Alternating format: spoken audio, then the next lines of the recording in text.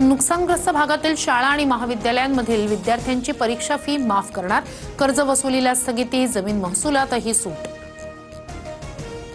सरकारकडून कर्जमाफीची अपेक्षा होती, मात्र पॅकेज घोषित करून शेतकऱ्यांच्या तोंडाला पानं पुसली, विजय वडेट्टीवारांची टीका।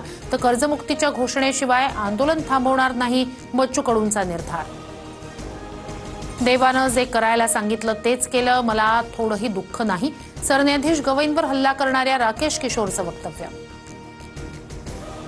पंतप्रधान मोदींसह फडणवीसांकडून सरन्यायाधीश गवईंवरील हल्ल्याचा निषेध व्यक्त, तर सरन्यायाधीशांवर नाही, हा संविधानावर बूट फेकण्याचा प्रकार, संजय राऊतांची टीका।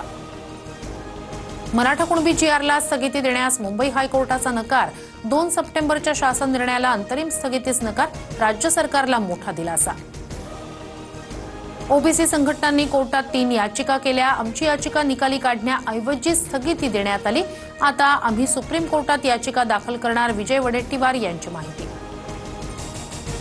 आता मी दिल्लीला जाणार, ओबीसींना मिळालेल्या 1994च्या आरक्षणाविरोधात याचिका दाखल करणार, जीआर विरोधात कोर्टात जाण्याच्या इशाऱ्यानंतर जरांगेंचा निर्धार।